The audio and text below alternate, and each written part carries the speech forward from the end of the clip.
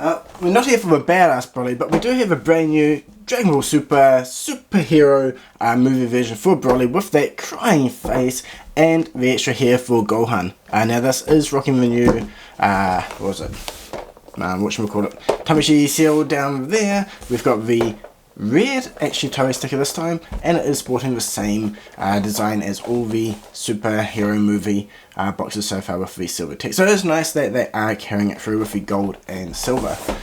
On the back we have a nice section of images showcasing the figure with the base look they had in the movie. So no Super Saiyan here or anything like that, just with the no armor, black top, and well, the lower half is the same as the armored version of Broly. I don't actually have that figure, but I do have the recent event exclusive one, so we can have a bit of a comparison between these two at least a bit later in the video.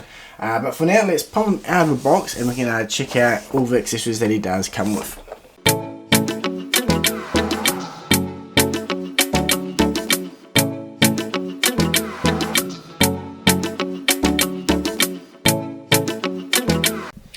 Okay, so actually it's a pretty basic release. We just got Broly himself in the centre with a neutral expression, shouting, teeth gritting, and then the crying face. It is nice that we got something a little bit different compared to the usual base 3 faces which seems to come with just about every Dragon Ball release.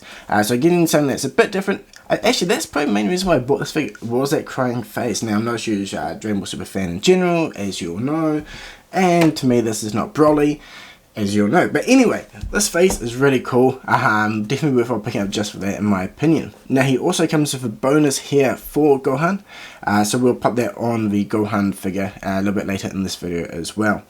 Now for hands, he's just got the base closed fist ones and the extra 2 pair here with the spread fingers in slightly different orientations, but more of a gripping one here.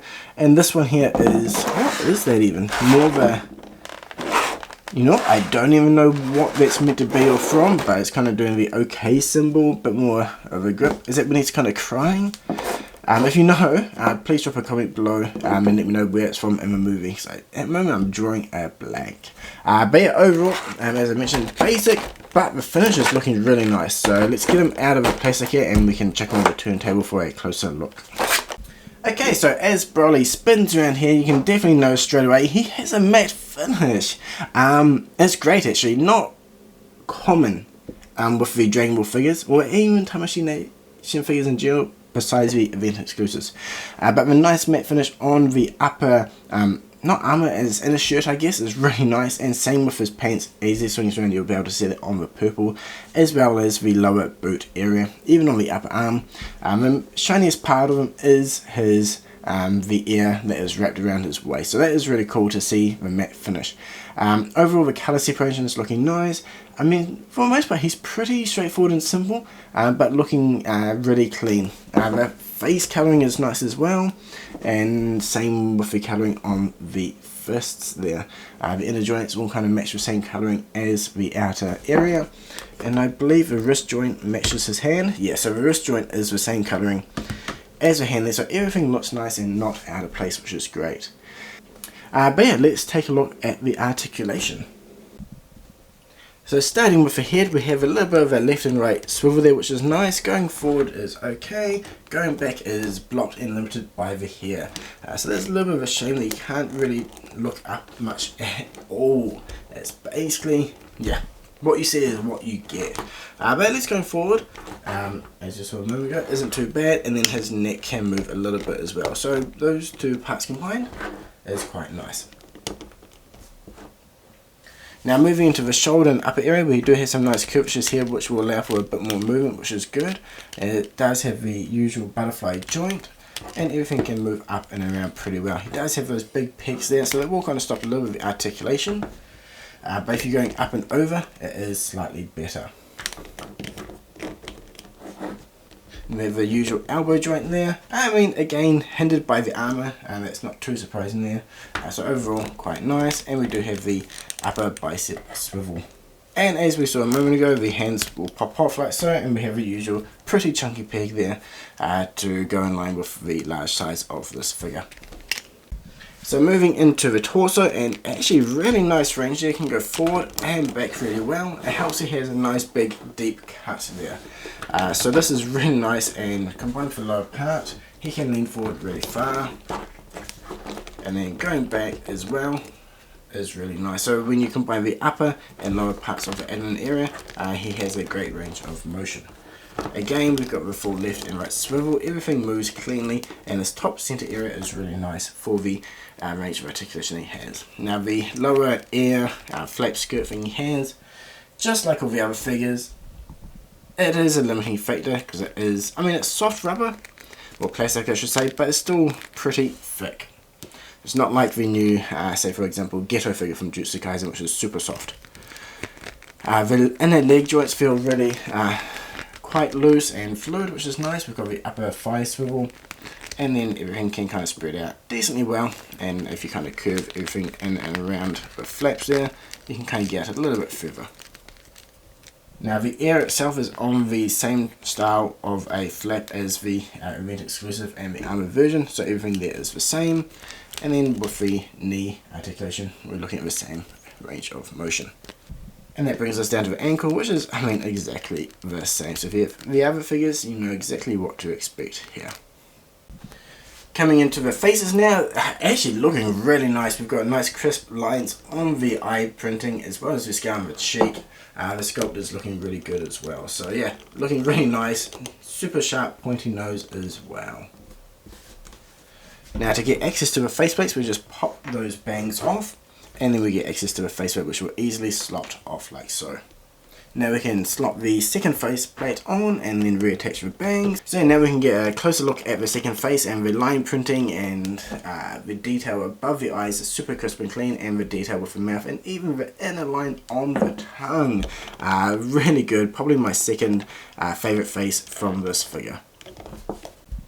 The third face is the teeth gritting one, and yeah, again, nice. We've got the scar coming through clearly, some extra detail above the mouth there. That does kind of look like a bit of a moustache going on there, which is kind of funny. Probably depends on the angle you look at them though. The teeth gritting is nice with a little wee black line separating the upper and lower teeth.